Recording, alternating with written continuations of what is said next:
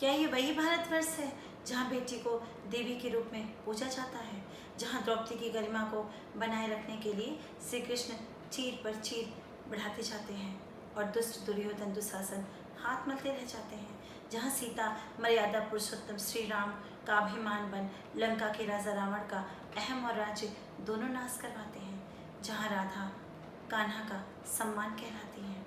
लेकिन आज तो समाज में क्रूरता और छल का भयावह नाच है। ये कैसा भारत है जिसमें बेटियां बेखौफ घूमते वैसी दरिंदों के हैवानियत का शिकार हैं।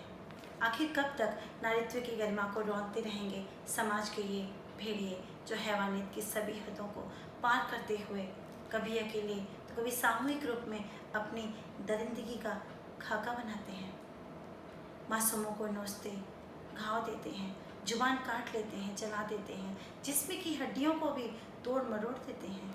ऐसे में उन्हें पत्थर से कुचल देना, उनकी हत्या कर देना इन राक्षसों के लिए आम बात हो गई है।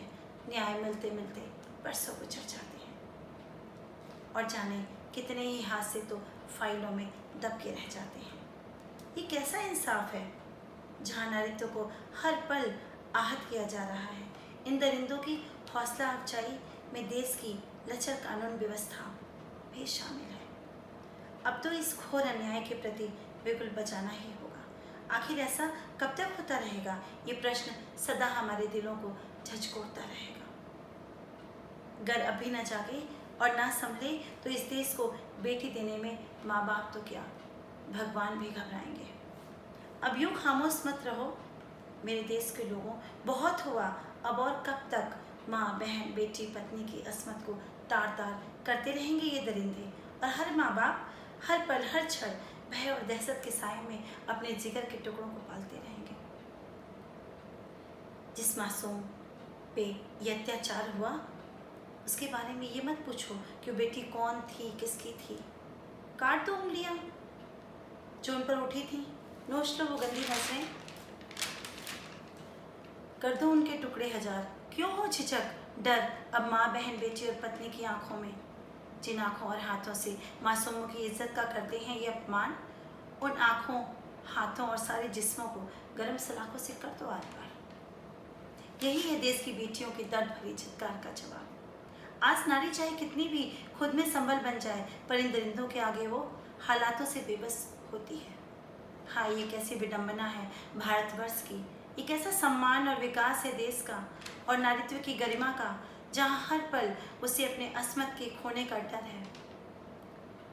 कैसे कहेंगे सम्मान से कि हम 21वीं सदी में जी रहे हैं, जबकि आज भी नारी जी रही है खामोश भरी दहशत में रहकर। एक ऐसा विकल्प निकालें हम सब मिलकर कि बेटियां भी अपनी जिंदगी में खुश हो मुस्कुराते हुए बेफिक्री से जीवन के हर क्षेत्र में आगे बढ़ सकें, देश का नाम रोशन कर सकें।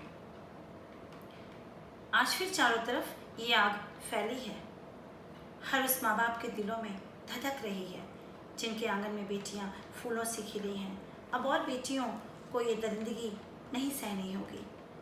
हम सभी 133 करोड़ जनता का देश की सरकार से ये आगाज़ है कि मौत मिले दुष्कर्मी को, जल्द न्याय करवाओ।